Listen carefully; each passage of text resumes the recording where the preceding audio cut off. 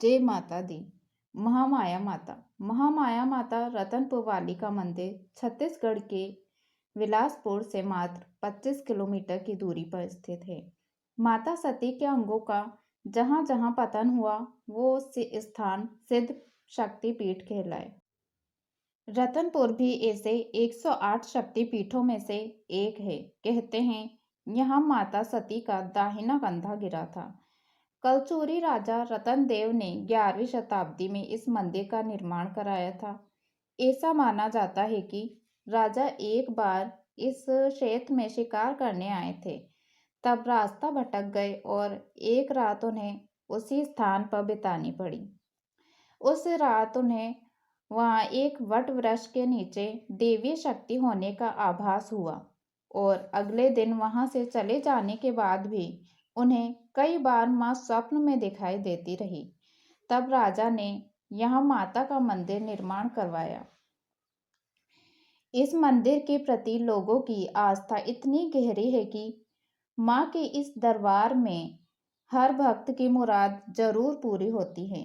इस पवित्र पौराणिक नगरी रतनपुर को राजा रतनदेव प्रथम ने मणिपुर नामक गांव को रतनपुर नाम देकर अपनी राजधानी बनाया।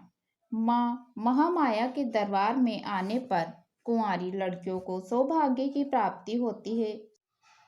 महामाया मंदिर में माँ तीनों रूपों में विराजी हैं। गर्भगृह के सामने माँ के दो रूप माँ लक्ष्मी और माँ सरस्वती की पूजा होती है, जबकि इनके पीछे ही माँ की महाकाली रूप में प्रतिमा है, जहाँ माँ के महाकाली रूप की पूजा की जाती है।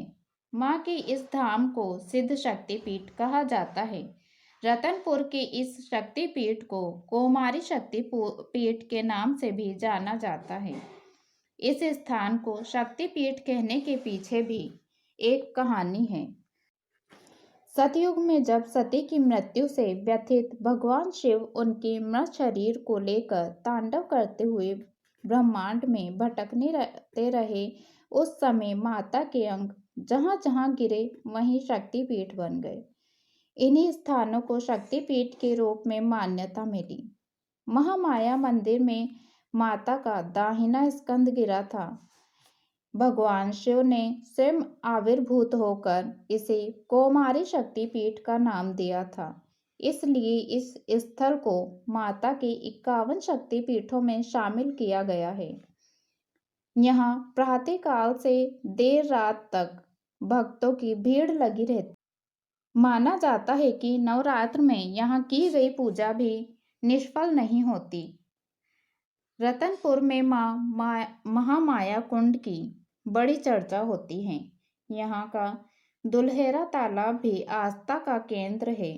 माना जाता है जैसे गंगा जमुना में जो धारा स्पष्ट दिखाई देती है, वैसी ही दुल्हरा तालाब में भी है। राजा रतन देव के नाम पर भी यहाँ एक तालाब है और इसी तालाब के किनारे रत्नेश्वर महादेव का मंदिर भी है। कहा जाता है कि राजा रतन देव की रानी बिना आभूषण धारण की इस तालाब को पार करती थी तो वह पानी पर ऐसे चलती थी जैसे कोई जमीन पर चलता हो। एक बार एक आभूषण उनके शरीर पर रह गया और जब वो तालाब पार कर रही थी तो पानी में डूब गई। महामाया मंदिर में हर साल अक्षय तृतीया को सामूहिक विवाह समारोह का आयोजन भी किया जाता है, जिसमें लगभग 300-400 जोड़े विवाह बंधन में बंधते हैं और ये सब मंदिर ट्रस्ट निःशुल्क करता है। रतनपुर में नवरात्र के दौरान कई तरह के पूजन किए जाते हैं। यहाँ पर संस्कारों की पाठशाला भी लगाई जाती है। भक्ति रस में डूबे श्रद्धालु अपनी मनोकामना पूर्ति के लिए नारियल बांधते हैं। कौमारी शक्तिपीठ होने की वजह से यह स्थान कालांतर में तंत्र साधना का भी केंद्र रहा है।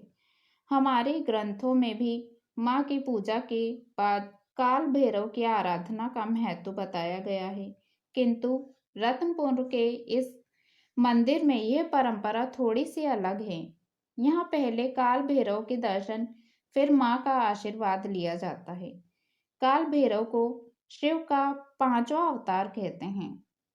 यहाँ काल भैरव की 12 फुट ऊंची भव्य प्रतिमा भी है, जिसमें नाभि में सर्प की माला है, गले में रुद्राक्ष और हाथ में त्रिशूल।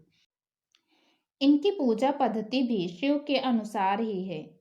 ये मंदिर जिस पहाड़ी पर बना है उसके बारे में कहते हैं कि इसके अंदर खूब धन संपदा है, जिसकी रक्षा स्वयं नागराज करते हैं। आसपास के कई रहस्यों और जिज्ञासाओं से भरा है रतनपुर। जय माता दी।